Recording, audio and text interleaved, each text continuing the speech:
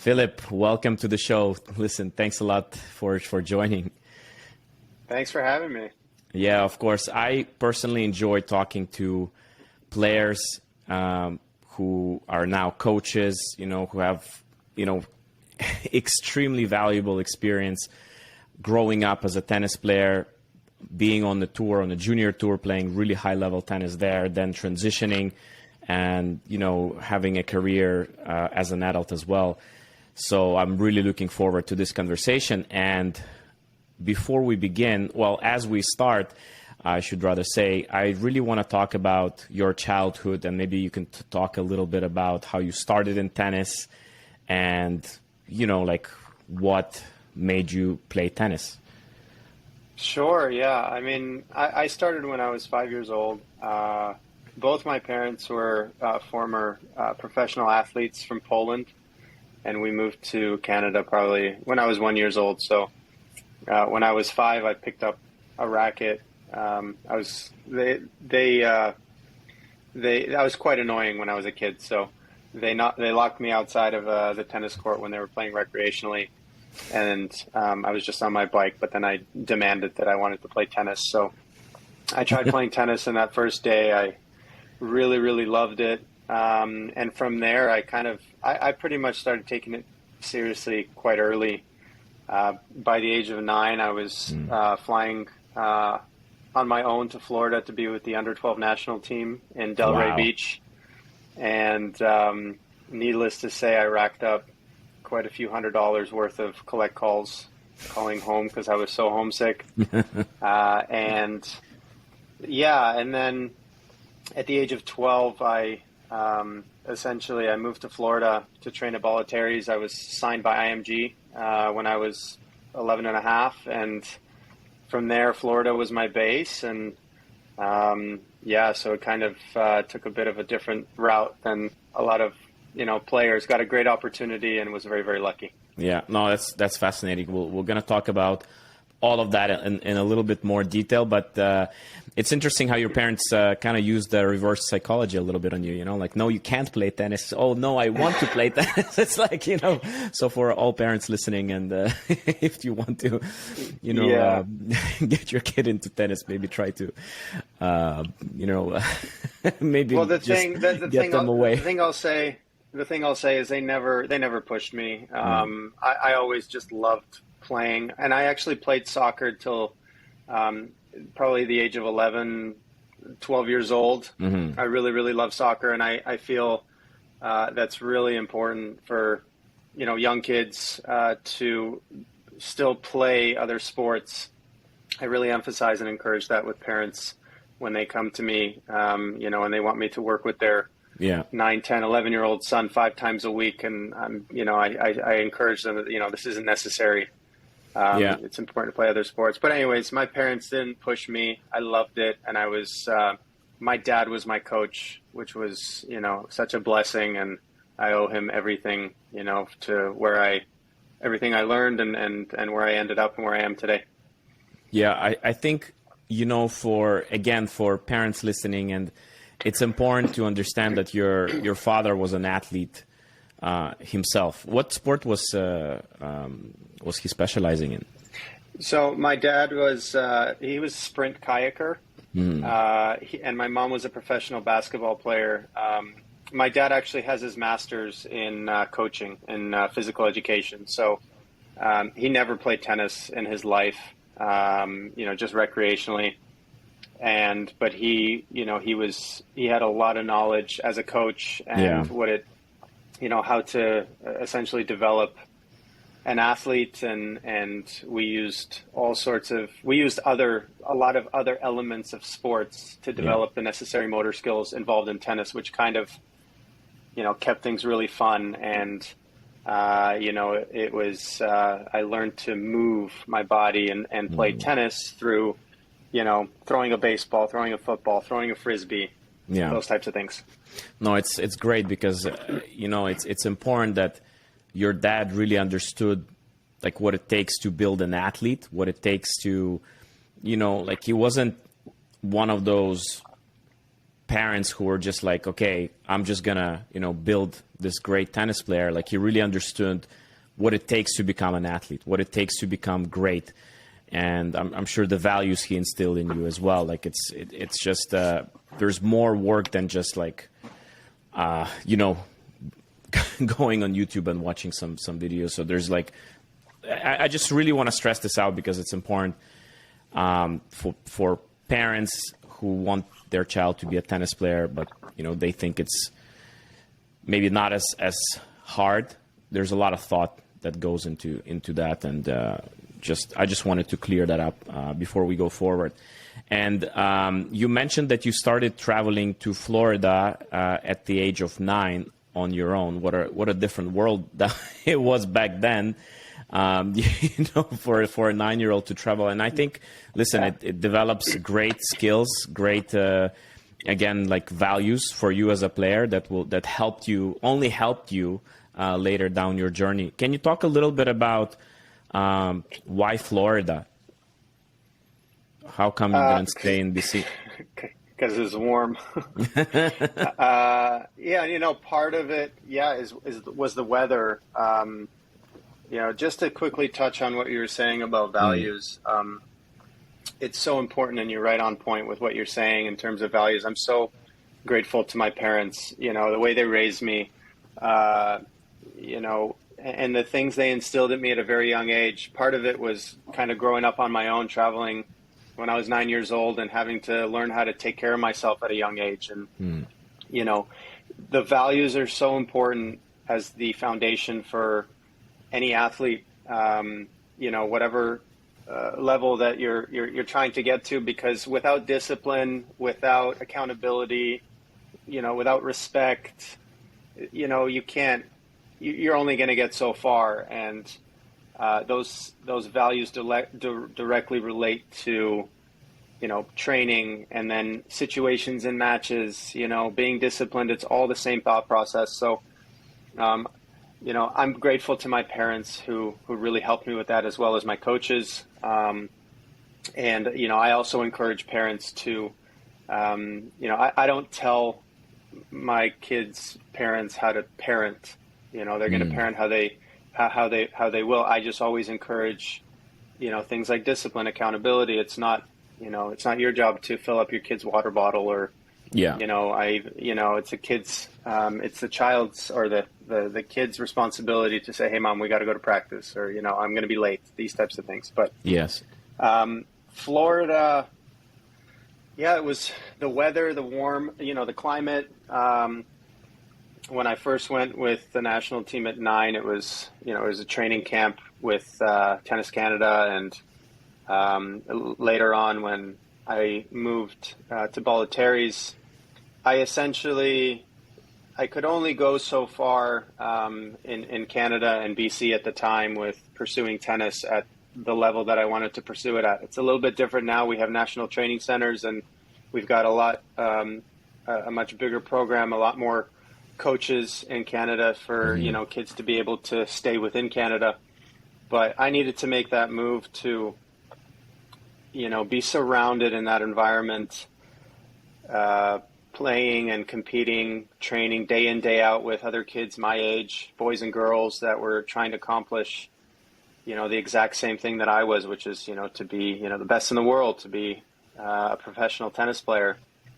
And I grew up with the likes of Maria Sharapova and, Tommy Haas was one of the pros there that I looked up to. And, Kei Nishikori was my bunkmate for 3 years. So this is the environment that I was surrounded in, and many others, Jesse Levine.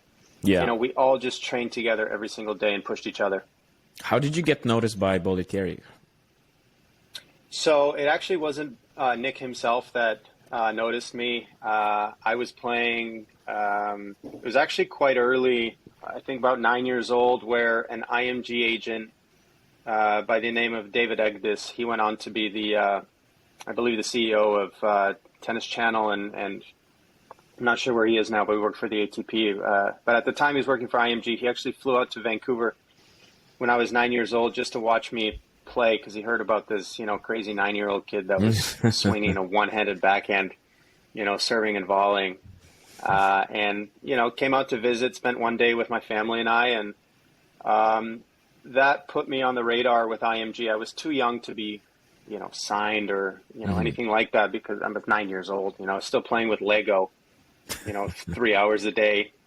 But then at the age of 11, I was playing my round of 16 match at the Eddie Herr under 12s, and I lost in a tight 3-setter. But after the match, there was this guy in a suit, Men in Black kind of came up to me, and he's like, "Hey, is your name Philip?" I said, "Yeah." And well, he knew my name, but yeah. Anyways, he said, "My name is Max, and I'm with IMG. I'd love to, chat with you. Can we go to my office?" And so essentially, it was Maria Sharapova's agent, Max Eisenbud, and he was just really impressed with the fact that I was playing to win, serving and volleying on a second serve, down break point in the third set, and that kind of put me on the map with IMG. And from there, I ended up at Bollettieri's. Nice. So really being courageous, like you were saying, playing to win, kind of not playing by the score, so to say, but just like really wanting to take the match. What stood out? It was no fear. I was playing big boy tennis. I was always encouraged by my coaches, my father. We were always building a game, and I was always playing at a young age the way that I wanted to play when I was older. That was going to make me successful when I was older, and it was natural for me. It was instinctive to go for big shots, and I had to kind of, as I developed, I had to be taught how to kind of stay calm and build a little bit more patience in my game. But yeah, I always played to win. I had no fear, and that was big. So like when you were younger, you were saying like your coaches, your father were encouraging you to play with courage, to play with no fear, but like were they encouraging, let's say, like if you would make a mistake, but the intention was right, they would say like, okay, no worries, like keep going, that's the right way, that type of thing. So they were like encouraging more the intention. If just correct me if I'm wrong. No, absolutely. If I was playing, if I made a good mistake, I made the right choice, but I just missed it. It was always met with, "Hey, Philly, great idea. Keep going. That's the right idea." And that really helped instill that confidence in me that, what I was doing was on the right track. And sometimes I had to be told, "Hey, that's not the right decision in that moment. You have to understand that, the pressure's on the other side, and maybe it's not necessary to go for so much." And I lost a lot of matches when I was young, beating myself because I would go for so much. But I was always encouraged in a very positive way that, "Hey, great idea. That's going to pay off for you in the future. Way to play with courage." Those types of things. So you were 11 when you joined the IMG, like Bollettieri's? Yes, I think I moved. I moved to Florida when I was 12. Okay. So I left home when I was 12, and I was kind of back and forth between Vancouver and Florida because I was still in high school in Vancouver. So at the age of 13 is kind of when I was there full time. My parents moved to Florida for 1 year to kind of be close to me. Yeah. And then from 14 on, I was there on my own. So how was training over there? Like what was so, special about it? What was so memorable? Like what do you remember about it? I remember, eating, sleeping, breathing, tennis, and training. Kind of what I talked about earlier, which was the environment. I lived with, we had this so-called IMG group, which was 8 to 10 other kids my age or around my age, and we lived together. We ate breakfast, lunch, and dinner together. We woke up at 6 in the morning together, and then we hung out together, after practices. But it was a lot of tennis and a lot of training. 6, sometimes 7 hours a day plus school. So it was a full commitment, and the environment that I was in, we were all pushing each other. We were good friends, but we were all pushing each other. There was this competitive spirit, this healthy competitive spirit of, oh, hey, this kid's this kid's doing well, or this kid's just won this tournament, so I'm going to work harder because I want to be like him, or because I believe that I can pass that player. It was a very healthy environment of pushing each other and kind of, growing up and, training really hard, putting in a lot of hours. Yeah, I think this is honestly a dream come true for any tennis player wannabe, to really get yourself into that environment where everybody's pushing one another, like you were saying, to get better, and not just to feel worse about themselves, but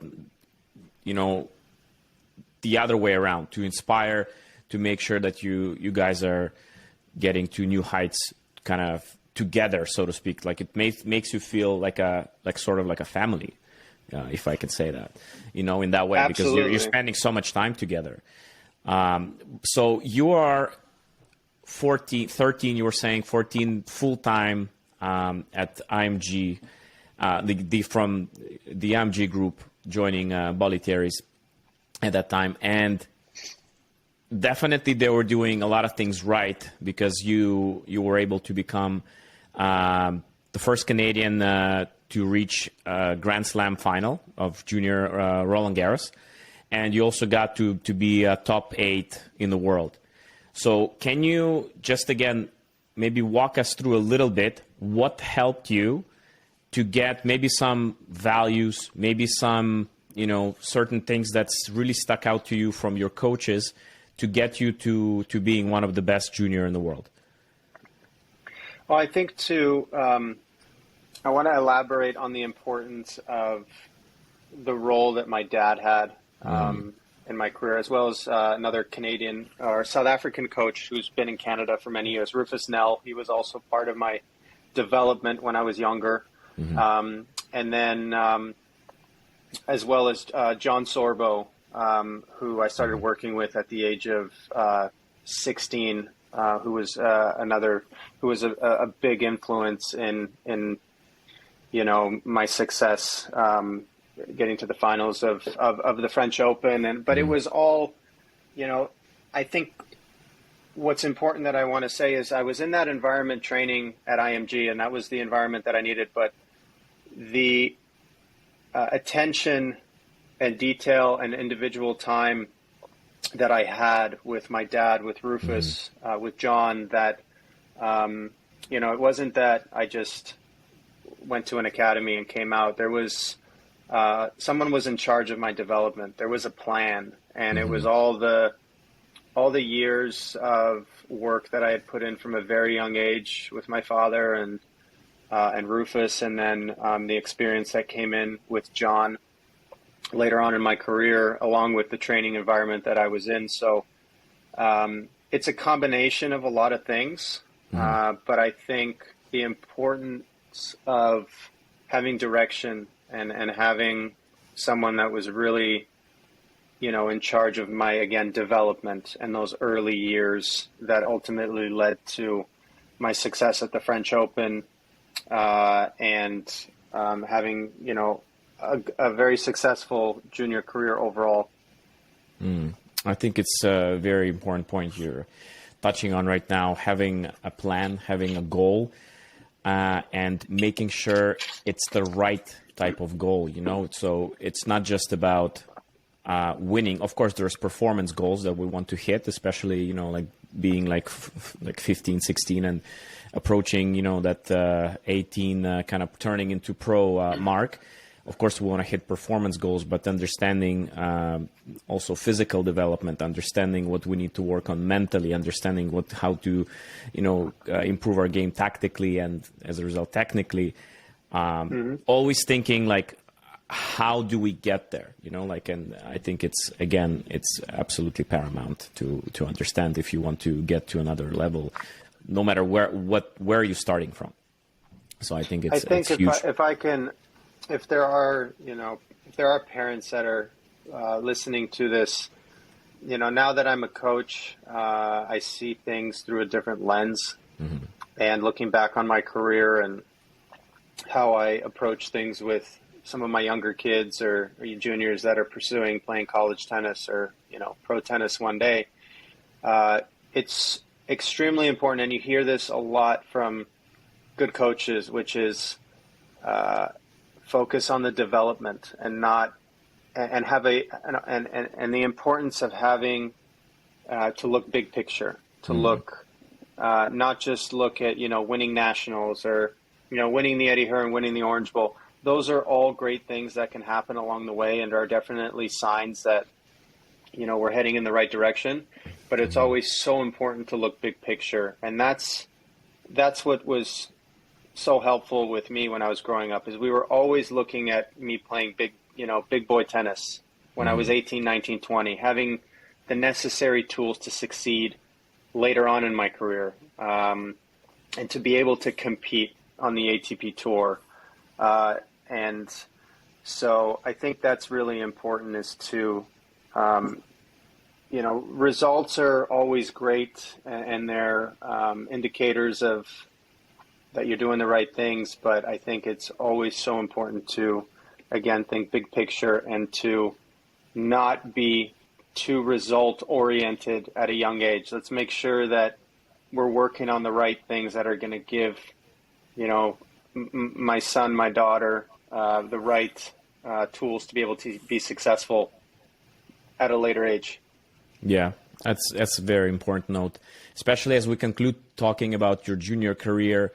And I want to talk a little bit about how you were transitioning to the pro and playing professional tennis. At what age did you start playing professional events, like men events?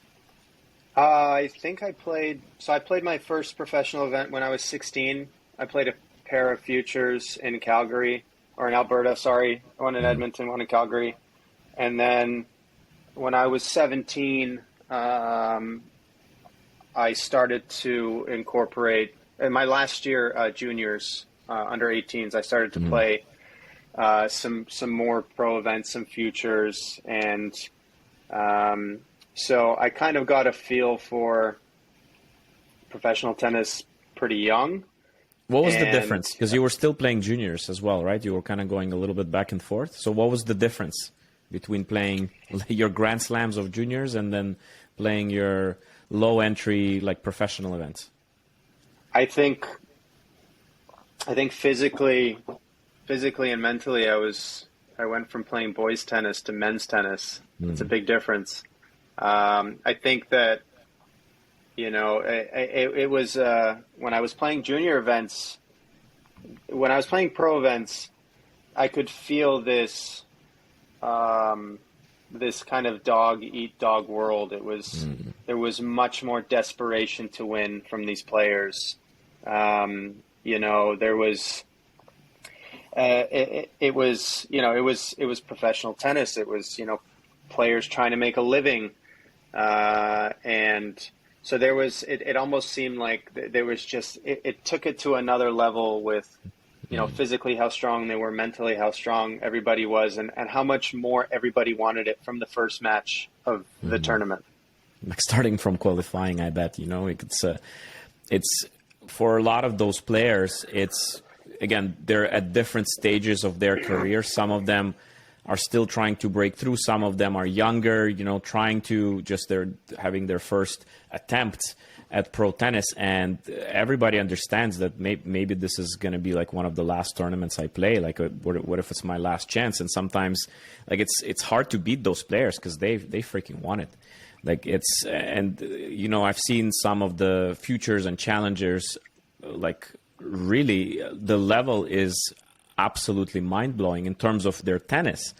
You know, like it's not like people are saying it's not that different, you know, from that to, let's say, your top 100. The difference is more mental. It's a little bit more physical, but it's more mental. But still, like you were saying, it's absolutely just nobody cares, you know, like about you. Nobody cares. They just want to win big time. And it's not like in junior tennis where it's like, all right, no problem, you know, like we play tennis, we play a match, then we go to players party, then we go to like to hotel, whatever, you know, visit the city. There it's like no. You know, there's not much friends. Like I'm here to do my thing. I'm here to do my job. You're standing in the way between you and between me and my potential good future, you know. Or my potential, sorry, last thing, my potential of going to the next tournament, because for some professional players, it's about if I don't win, like if I don't go deep in this tournament, I cannot play next event. Yeah, I've been there a few times in my the later stages of my career, especially post hip surgery, where you know I lost. Not that I lost, but I lost sponsors, and it was a little bit more difficult for me to find the funding that I needed to travel. You know, I remember till this day being in Italy, and I had enough to go for 3 tournaments at the beginning of the year. And literally I was playing my last futures event in Italy. And if I didn't, you know, win the tournament, I basically had a ticket back home, and then I didn't know where I was going from there. And I ended up winning that tournament. And, you know, being in those situations, I'm so grateful that those things happened to me, because the adversity that I had to deal with and that I had to overcome helped me develop this mental toughness and these skills that have taken me even further in life. So, it's like I said, it's depending on what stage you are in your career on the pro tour, it's everybody's fighting to win matches, you know, to make money, to be able to get to the next tournament. I think the key is to try and get out of that level as soon as possible. With that comes incredible discipline and, you know, kind of what you said about, you know, for me, it goes back to doing things the right way, even as a junior, you know, being a professional from a very, very young age. From the age of, you know, 12, I was acting like a professional. I was making sure that I did things like a professional, from the small things of making sure that my rackets were strung to, because all those things essentially, like once you go onto the pro tour, those things need to be in place in order to even have a chance of being successful. You know, so, but yeah, it's a crazy world out there, especially on the Futures and Challenger Tour. Everybody's so good. Everybody's so good, especially now. That's right. And that's what I always tell the kids, that, listen, if you want to, like, because all the kids are like, yeah, I want to be a pro. And I always tell kids, well, listen, there's so many things that you can do right now, being 10, 11, 12, 13, 14, doesn't matter, that will make you a pro. Okay? Are you coming before your practices to warm up? Are you taking care of your body after? Do you have everything you need in your bag? Do you go to sleep on time?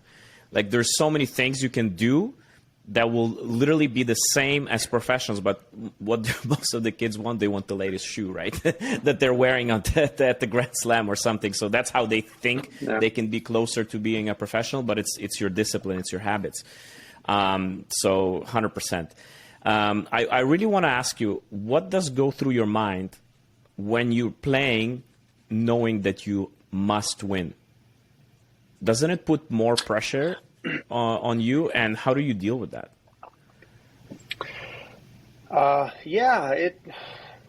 mean, for sure, it does put a lot of pressure and extra baggage on your shoulders. But at any high level sport, there's going to be pressure, and essentially one of the skills you need to learn is how to deal with pressure, how to overcome pressure, understanding that pressure is going to be there, understanding that you are going to feel uncomfortable in certain parts of matches or before matches. You're going to be nervous. It's part of it. And if you don't like it, you better get used to it and understand and accept that this is part of being a professional athlete. And you hear, you kind of see these top guys, Roger, Rafa, Novak, and pretty much anybody in the top 20, top 50.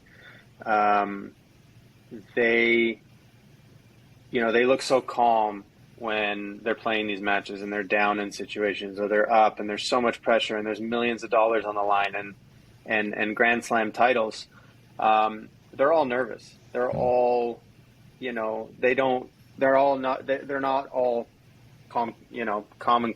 They're not all, everybody feels the pressure. Yeah. And so my point is that, for example, when I was under this immense amount of financial pressure to have to do well in that tournament, it either breaks you and you crumble, or it puts you in another gear of, I have to simply find a solution. So how did you find a solution mentally? Like what you were saying, like you have to learn how to deal with that pressure. So what personally helped you? I think, so number one, obviously doing the right things in terms of preparation, everything that I can to be ready for my matches. And that's from sleep to practice to eating well, checking off all those boxes to make sure that I went into the match feeling I've done everything I can to be ready here. Everything in your control, right? Everything in my control. What we say to our kids. Yeah. Yeah. So it's like, if you have a math exam on Thursday, you better study for math so that come Thursday you can walk into the test and, you feel you're prepared. You've studied, you're good to go. How do I deal with the pressure? I think, there's no magic solution other than one of the biggest things. It's like you hear a lot of coaches, say to their players and students the importance of controlling what you can control and staying in the moment and in the process. I think the biggest thing for me, whenever I face pressure, and especially in that situation, was I just played 1 point and hit one ball at a time. And it's a skill to be able to do that, because our mind wanders, back to what happened last point, or thinks about what might happen if we win or lose this point. And it's a skill to center yourself and to allow those thoughts to come into your mind, and to make sure that you continue to focus on, okay, what's the task at hand here right now, this point, this shot, not worrying about what happened or what might happen if I don't win this game or win this set or win this match. If I started to think like that, then I would be like, well, I would get too nervous to play because I knew that I was on a flight home if I lost. So staying in the moment and being okay with feeling uncomfortable, feeling pressure, just dealing with it.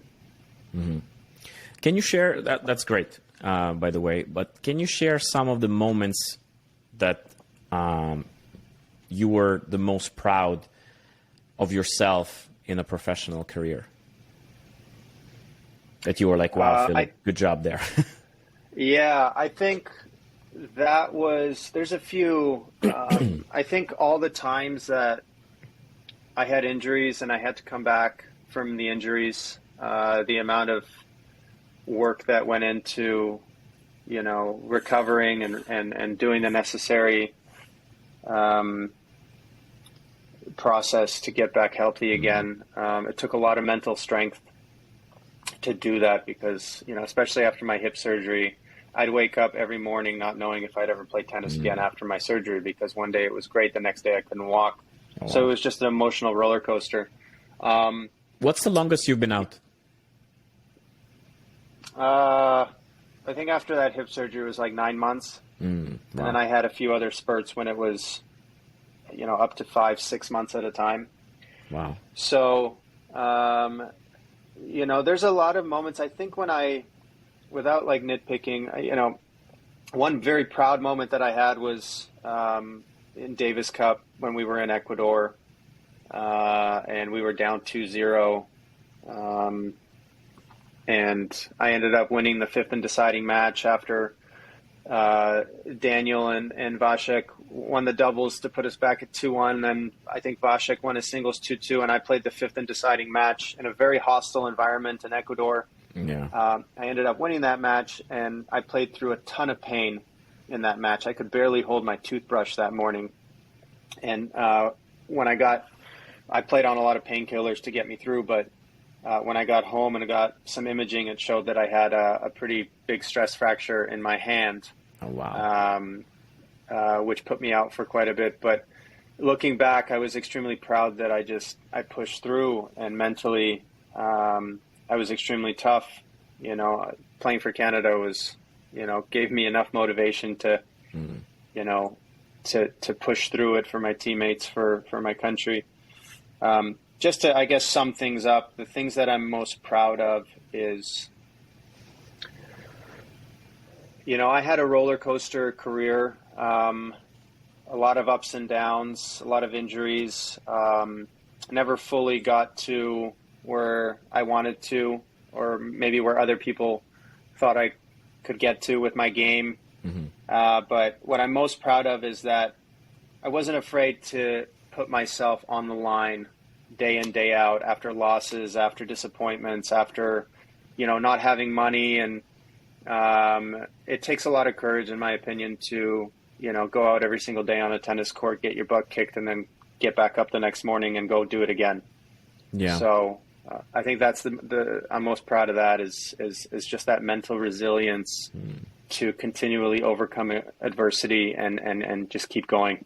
Yeah, and I think I'm so happy that you actually kind of summed up it like this, because it goes back to the core values that you were taught when you were like 9, 10, and even earlier by your parents, by your coaches that were around you, and by seeing other players go through the same thing that you are, and really learning that perseverance, that resilience, that mental strength from it starts from that age. And it just again, I cannot stress this enough.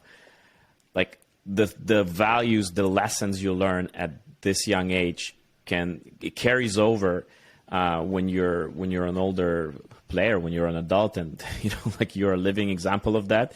And it's really shows the importance of now as coaches, and you understand that even better from your own example, how important that is to instill the right set of values for the young athlete, person, tennis player, anybody. Yeah. I'll share one more thing, and I like to use this example with, the younger kids that I work with to kind of give them an idea of what it takes. When I was really young, 10, 11, 12, my dad would train with me. We would train before school early, 6:30, 6 o'clock in the morning. We would train before school. And it was my job to get up and wake up my dad. It wasn't dad coming to my room and waking me up. It was me getting up, going to his room and saying, "Dad, it's time to get up." And so from a young age, I took responsibility for my tennis. It wasn't anybody's tennis but mine. It was my tennis journey. It was, it was my job to do things and basically take full responsibility and ownership of my tennis from the beginning. And I learned lessons hard early. The first time I didn't come to practice with enough water. Well, there was, it was brutal, but there was no water for 2.5 hours. Yeah. And I remembered that feeling of, not having water and being really thirsty, I learned that lesson really quickly, that I never forgot water for the rest of my life. Yeah. I played a match where I broke all my strings at a very young age, when I was like 8 or 9, and I didn't have enough rackets. And from that point, that lesson taught me that I need to make sure that I have enough rackets in my bag at all times. All these things, like you say, and you've been emphasizing on, it's all the Lego pieces that you put in place from an early age. That's right. Which directly relate to being successful and having those necessary skills when you're older.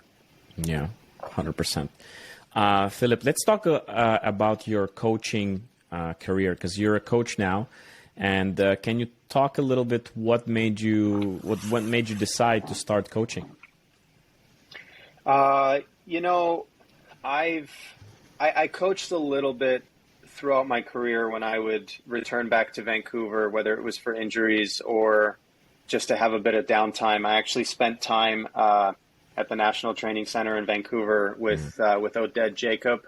Yeah. And, Tennis Canada was so gracious to give me the opportunity to be able to go and spend some time coaching and mentoring some of the younger kids there at the National Training Center.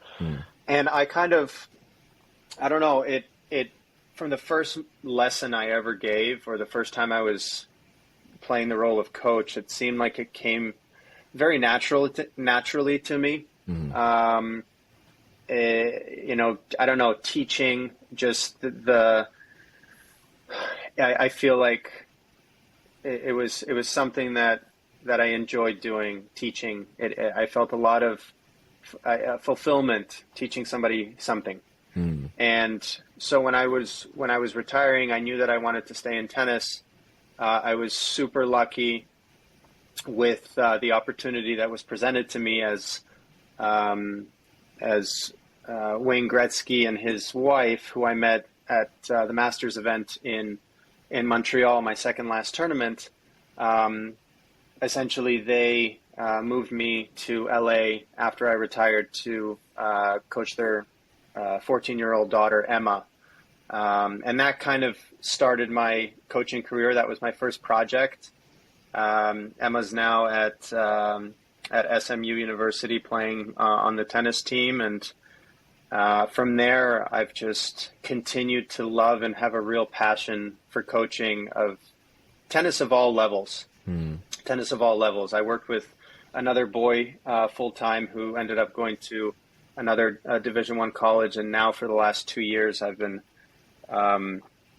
running my own tennis business, working with students, players of all ages, all levels, and I just love it. I love to coach.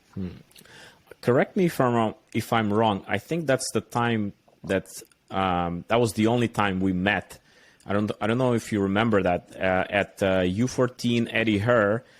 And I think you were with Emma there at that time, or maybe I'm mistaken. Maybe you were there with her for the tournament, correct? Because I remember seeing Wayne at that tournament, and I was like, "What the hell is going on?" And then, ironically, a couple of minutes later, we meet you, and then you're saying, "Well, this is what I'm doing here." I was like, "Oh boy," that was pretty cool. Yeah, that is where we met. That is where we met, and like I said, it was. I was introduced by a mutual friend to Wayne and Janet, and at the time, I actually I had a very concrete opportunity to develop a tennis program in Minneapolis.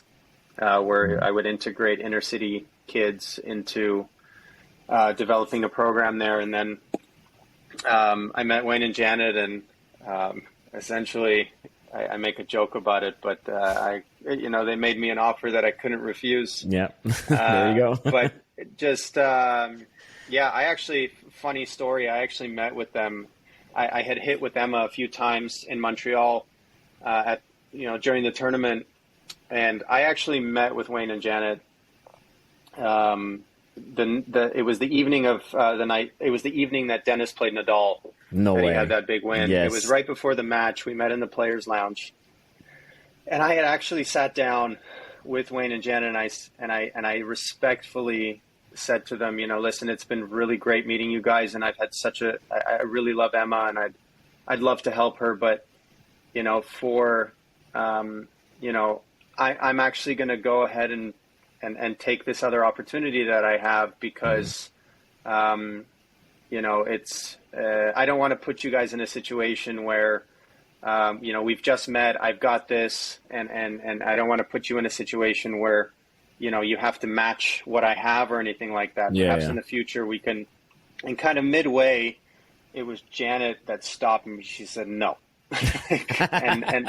And Wayne said, give us a couple hours to discuss things. And I again said, listen, this isn't what I wanted to happen. I didn't want to put you guys in this, situation where you had to make a decision all of a sudden.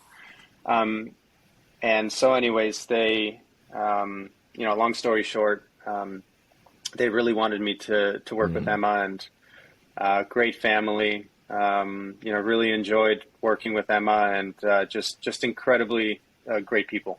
Yeah, and that's the key. As a coach, especially, you now can truly appreciate working with, surrounding yourself with just good people with good values, because that's so essential. Again, what pretty much we talked about it pretty much the entire podcast. As a coach, Philip, what are your, what is your philosophy? Like, what do you believe in? How do you start working with the kid? What's your kind of main things that you're really focusing on? Can you talk a little bit about you as a coach? Sure. Yeah. So I learned a lot from my playing career. I also learned a lot from the coaches that helped me in my career, starting from my dad to everybody along the way. Nick Bollettieri, who I had the privilege of working with for, from a very young age throughout my whole career. And the biggest thing that I've learned, so first of all, as a coach, and this was something that was said to me by Oded Jacob. He's amazing, by the way. Oded is unbelievable. What a great human being and a coach. Wow. And on another level, like he likes to say. On another level.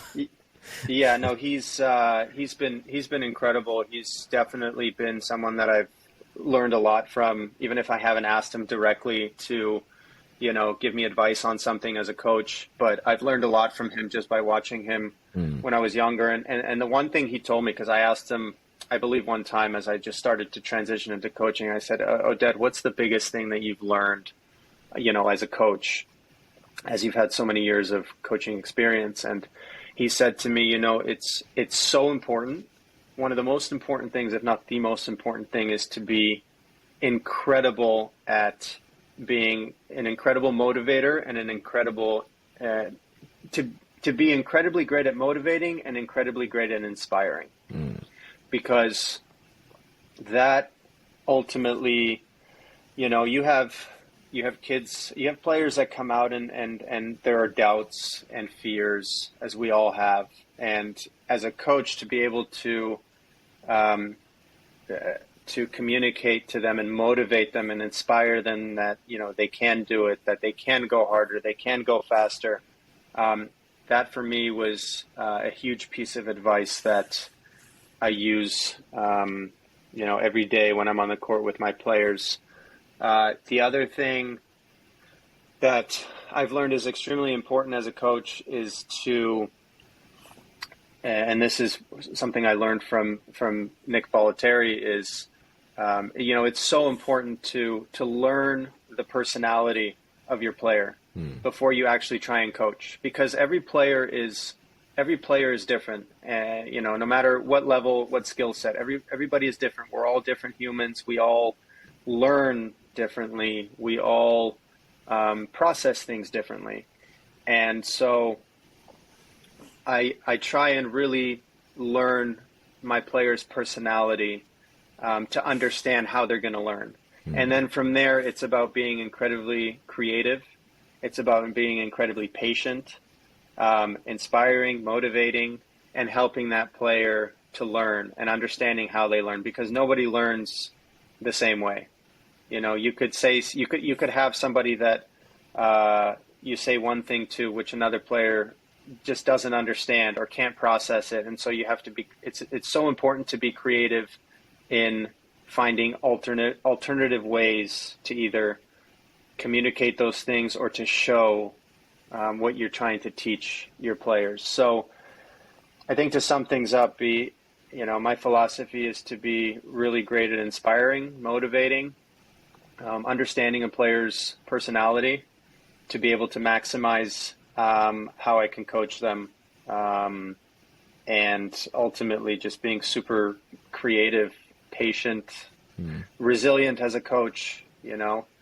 And the final thing that I'll say is just, you know, when I was a player, the importance of encouragement went such a long way for me through every part of my career.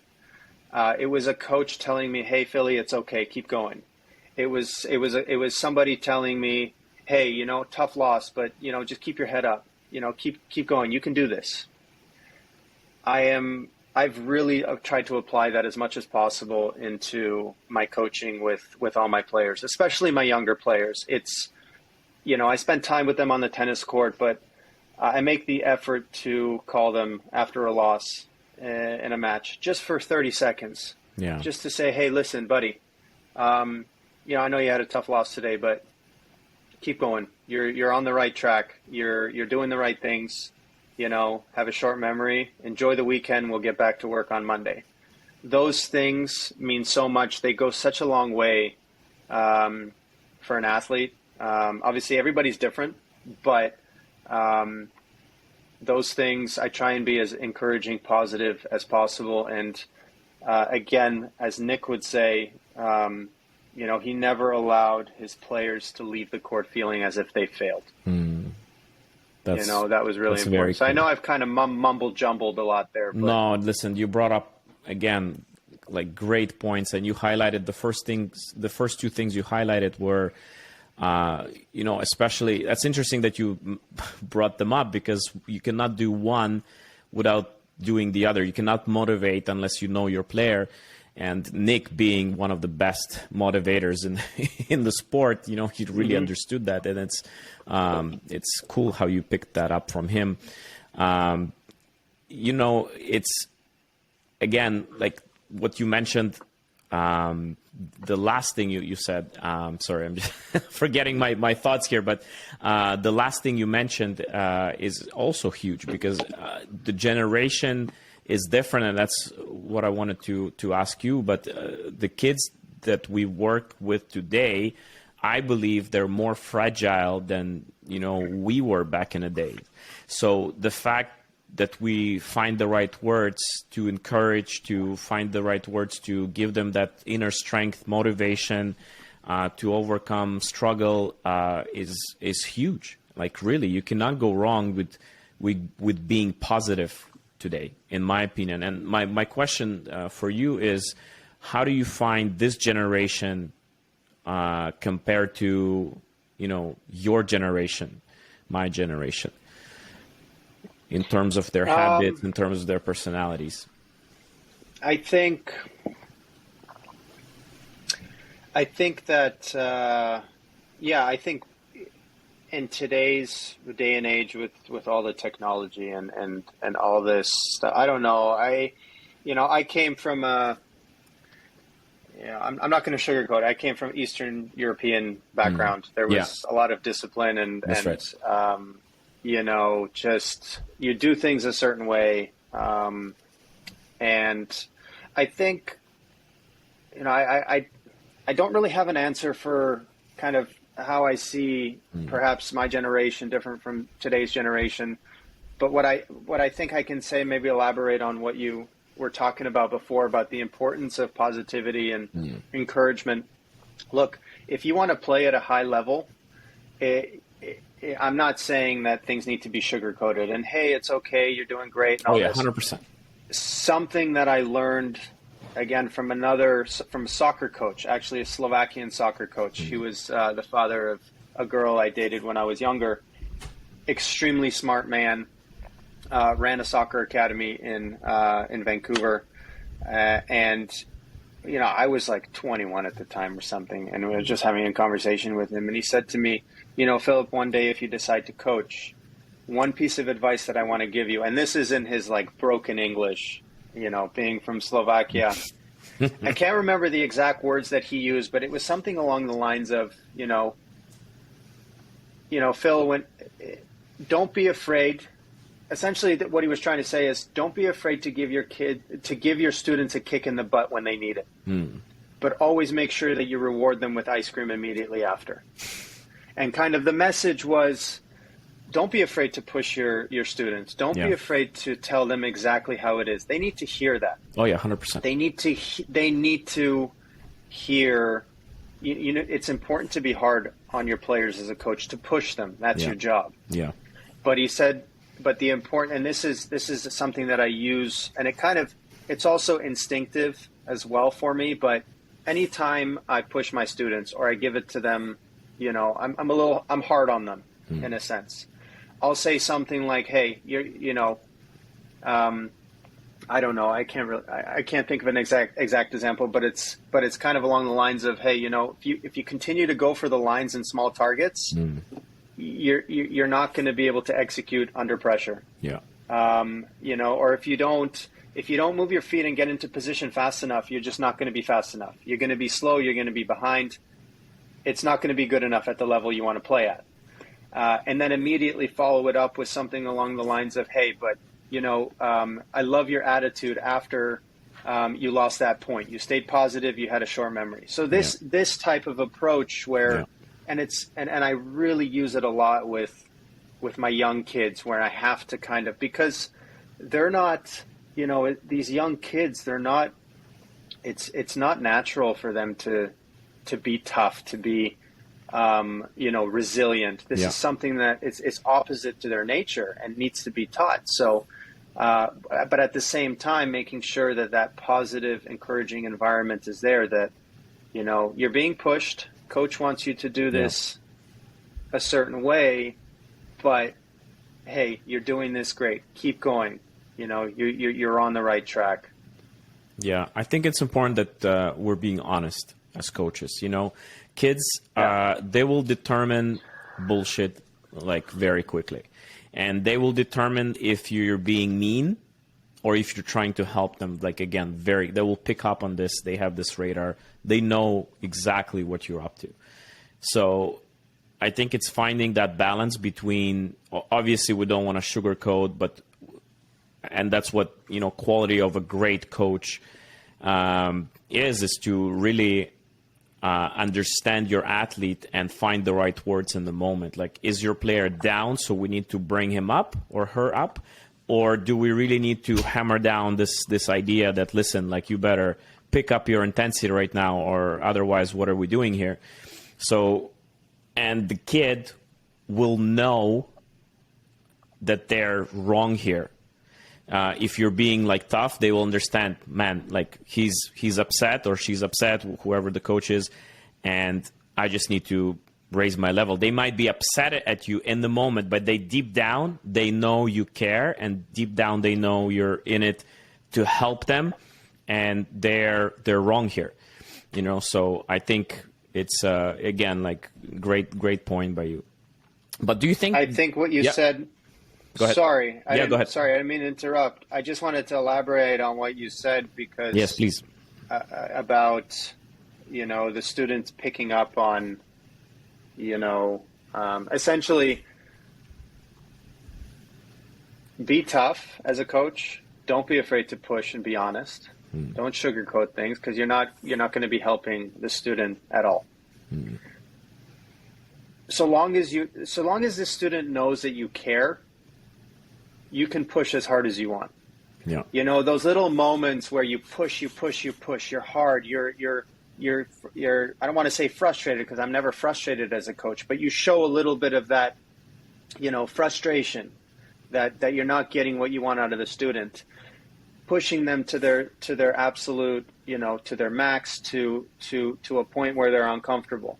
Yeah. But then having that moment after you pick up all the balls, and you kneel down in front of the player and you have that kind of 2-3 minute conversation with them, like, hey, listen, I know I'm being hard on you, but this is what it takes. And I want you to know that I'll never make you or ask you to do something that I personally have never done, in my career. Just something along those lines where it's always known by the coach that, hey, I care about you, not just as a tennis player, but as a person. Yes, that's right. That's huge. And that kind of feeds a little bit into when you asked me about my philosophy as a coach. I can teach a forehand, a backhand, a serve, whatever it is that you want to learn. But especially with my younger kids, the importance of, like we talked about, instilling those values, trying to teach them those important skills that are going to help them become great people, great human beings. Along the way, they maybe become great athletes, go to college, play professional tennis. That's great. But I really try and make sure that I send the right messages to my younger kids because I care about them first as a person. And then secondly, as a tennis player. And that's, that's what really drives as well my passion as a coach, is knowing the influence I can have on a young kid's life by how I coach them, how I teach them the lessons that they learn through tennis. Yeah. Listen, I think there is no better words to close this podcast than what you just said. But is there any final maybe words that you would want to say to parents, coaches, or players? Any final words, so to speak? Yeah, sure. I think for parents, I'm not a parent yet, but I will be, and I'm sure I'm going to have sleepless nights. I'm just going to be constantly worrying because I just want the best. I'm going to want the best for my kid. Yeah. Just like every single parent wants the best for their child. And the intentions are always good, right? Because it's out of love. I think if you're a parent and, your child wants to, pursue a sport, tennis, a skill set, and it's not something that you're experienced in or don't have a background in, I guess without kind of beating around the bush, allow the coaches to do their jobs, allow them to do what they are doing for a living, which is teaching the game. And I know it can be difficult to kind of put that trust in somebody else, guiding your child, but I think that's the first step to, giving your child the opportunity to succeed is to basically say, hey, coach, you're in charge, because you also it's important for that child to develop that important relationship with the coach and that trust. And I think as parents, to be as supportive, as encouraging as possible for your child, because it's a long journey. It's a long journey. It's a long process. And I think just going back on, and this is kind of encouraging parents to, when coaches talk about looking big picture with their child, it's because it's extremely important to look big picture. It's extremely important to look long term, not just right now.